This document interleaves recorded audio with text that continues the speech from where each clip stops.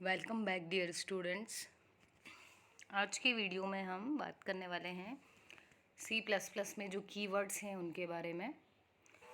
और यदि आपको कीवर्ड्स नोट करने हैं तो आप वीडियो को पॉज करके भी उसको नोट डाउन कर सकते हैं।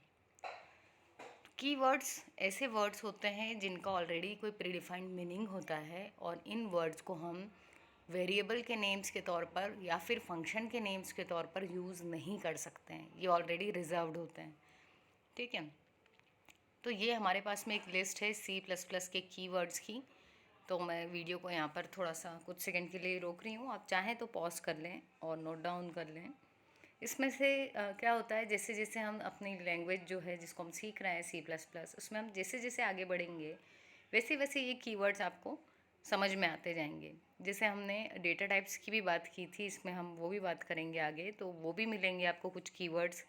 कुछ जो हम पढ़ चुके हैं वो दिख रहा होगा आपको, ब्रेक, केस, है ना, default, double, else, if, and, ये बहुत सारे हैं, रिटर्न, वॉइड, ये हम अभी तक यूज़ कर चुके हैं, स्विच।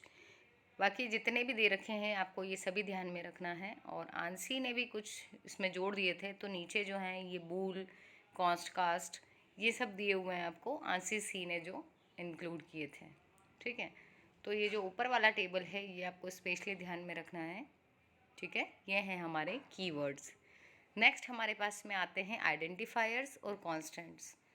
जब भी हम किसी भी लैंग्वेज में जब हम प्रोग्रामिंग करते हैं तो हमें कुछ ना कुछ वेरिएबल्स के नेम्स रखने होते हैं, है ना। जैसे मान लो आपको दो वेरिएबल्स ऐड करवाने थे तो आपने नाम रख लिया ए और बी, तो ए और बी यहाँ पर वेरिएबल के नेम्स हो गए।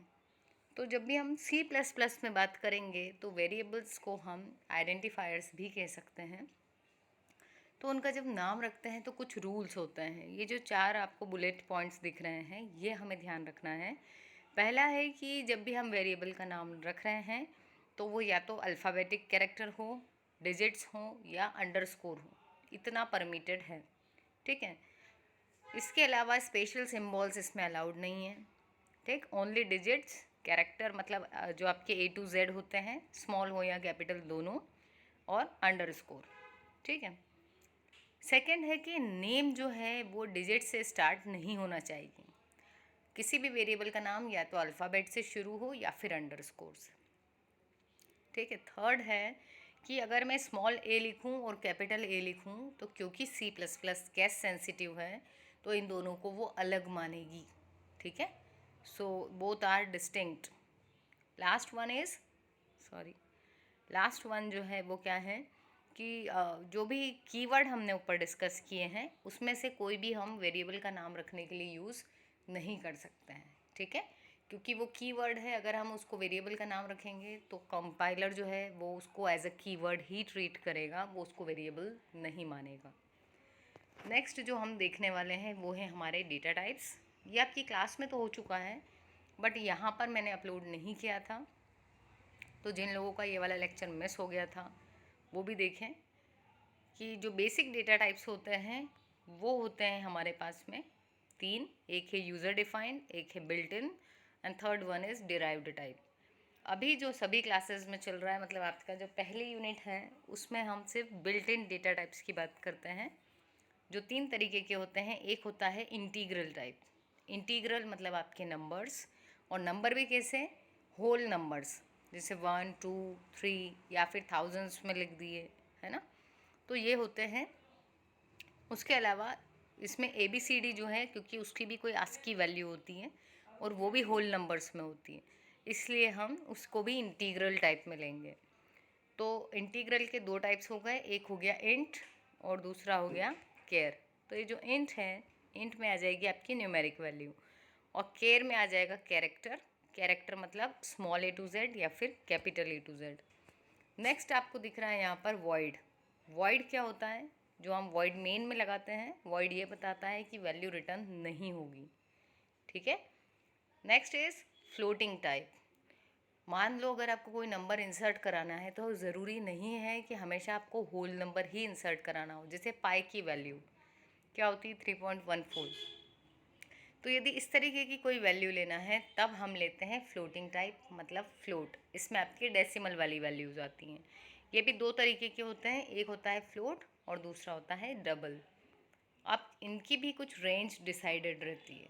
तो ये आपके सामने एक चार्ट है जिसमें हर डेटा टाइप की वो मेमोरी में कितनी बाइट्स लेगा और रेंज क्या जाएगी ये लिखा हुआ है। तो ये आपको देख लेना है। फर्स्ट कॉलम में लिखा है टाइप, टाइप में अपना वही care, unsigned care, signed, integer, है ना, ये सब कुछ लिखे हुए हैं। जो बात आपको ध्यान में देनी है वो ये कि अगर मेमोरी की जो बाइट्स है वो बढ़ जाएंगी तो उसकी रेंज भी बढ़ जाएगी। ठीक है, जैसे कैरेक्टर 1 बाइट ले रहा है तो ये कितना स्टोर करवा पा रहा है वैल्यूज़, -128 से 127 तक।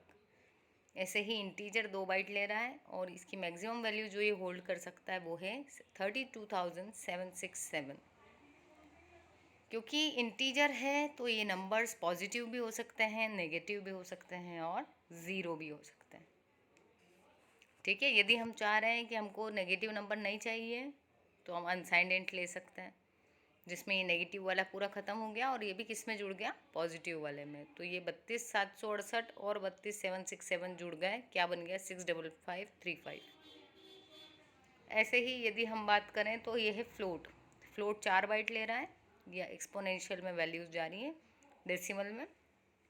फ्लोट से बड़ी वैल्यू लेनी है, यदि रेंज ज़्यादा चाहिए तो हम डबल के लिए जाते हैं।